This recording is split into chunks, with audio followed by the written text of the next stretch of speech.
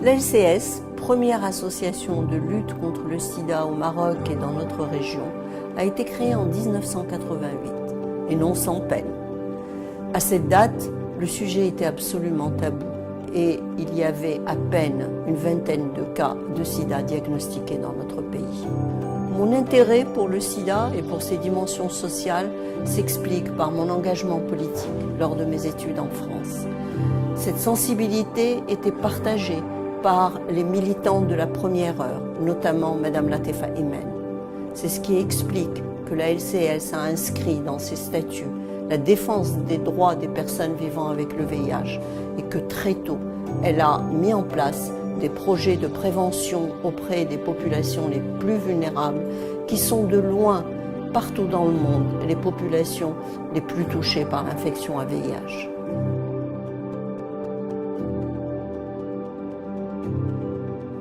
La LCS s'est battue avec succès pour faire baisser les prix des médicaments qui permettent de sauver des vies, les rendant ainsi accessibles dans notre pays.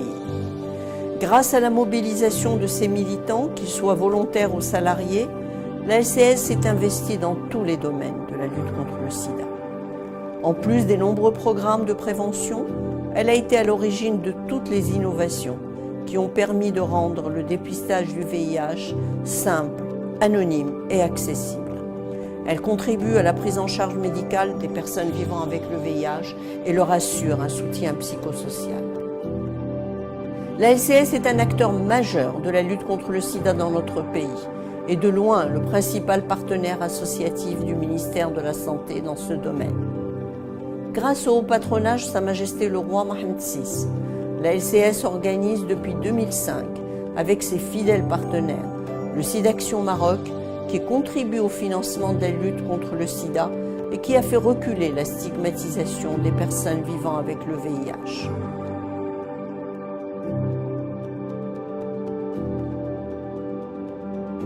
Enfin, la LCS, acteur majeur de la lutte contre le sida au niveau international, est membre fondateur d'une importante coalition d'associations de lutte contre le sida et anime la plateforme Coalition Plus Afrique du Nord et Moyen-Orient. La LCS est présente dans une trentaine de villes avec du dépistage.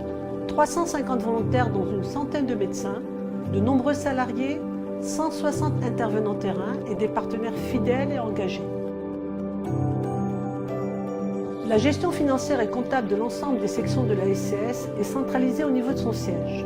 Elle répond aux normes légales exigées par les lois des associations.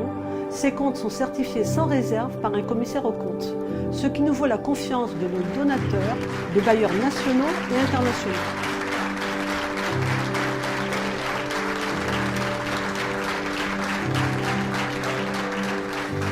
Aujourd'hui, on sait comment finir avec le sida. La science nous en a donné les moyens.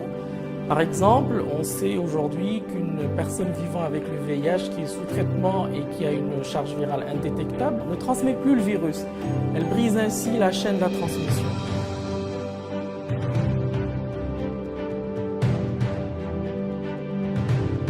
À nous maintenant de nous approprier de tous ces moyens, à nous surtout de nous battre pour les rendre accessibles à tous et partout. À nous aussi de nous battre contre toutes les discriminations et contre la stigmatisation qui entourent encore trop souvent la maladie et qui sont pour nous de véritables freins.